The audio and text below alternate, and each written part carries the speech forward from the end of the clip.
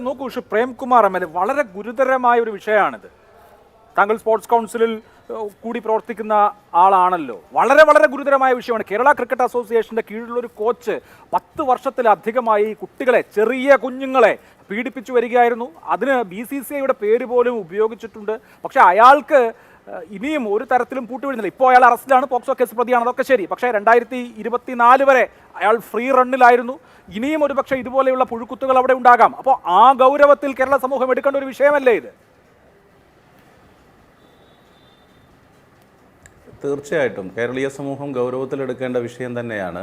ഉയർന്നു വരുന്ന വിഷയങ്ങളിൽ ശരിയായ നിലപാട് സ്വീകരിക്കുക എന്നുള്ളതാണ് ഏത് സംവിധാനത്തിലും ഭരിക്കുന്നവർക്ക് അഥവാ അത്തരം പ്രവർത്തനങ്ങൾക്ക് നേതൃത്വം നൽകുന്നവർക്ക് സർക്കാരിന് ചെയ്യാൻ കഴിയുക. ആ കാര്യത്തിൽ കർശനമായിട്ടുള്ള നടപടി ഇത്തരത്തിലുള്ളവർക്കെതിരായി സ്വീകരിക്കാൻ ഗവൺമെൻറ്റിൻ്റെ ഭാഗത്തു നിന്ന് എല്ലാ പിന്തുണയും ഉണ്ടാവും.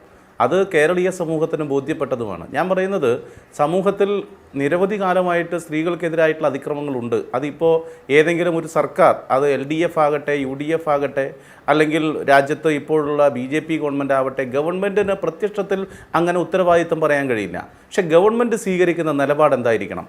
ഉയർന്നു വരുന്ന വിഷയത്തിൽ അവരുടെ രാഷ്ട്രീയമായ ആഭിമുഖ്യം ഏതാണ് എന്നുപോലും പരിഗണിക്കാതെ, അവരുടെ സാമൂഹ്യ സാമ്പത്തിക പദവി എന്താണ് എന്ന് ഒരു നിലയിലും നോക്കാതെ നിയമത്തിൻ്റേതായിട്ടുള്ള കൃത്യമായ കർശനമായ നടപടി സ്വീകരിക്കാൻ തയ്യാറാവുക എന്നുള്ളതാണ് സർക്കാരിന് ചെയ്യാൻ കഴിയുന്ന കാര്യം. ആ കാര്യം സ്വാഭാവികമായിട്ടും സർക്കാർ എന്ന നിലയിൽ സർക്കാരിൻ്റെ നിയന്ത്രണത്തിലുള്ള വ്യത്യസ്തങ്ങളായിട്ടുള്ള സ്ഥാപനങ്ങളിൽ ഏത് നിലയിലായാലും എവിടെയായാലും അത്തരം വിഷയം വന്നാൽ കർശനമായിട്ടുള്ള നിലപാട് സർക്കാർ സ്വീകരിക്കും എന്ന കാര്യത്തിൽ തർക്കമില്ല. പക്ഷേ ഇതിലുള്ളൊരു പ്രശ്നം എന്ന് പറയുന്നത് തുറന്നു പറയാൻ തയ്യാറാവുന്നില്ല എന്നുള്ളതാണ്. അതൊരു പ്രശ്നമാണ്.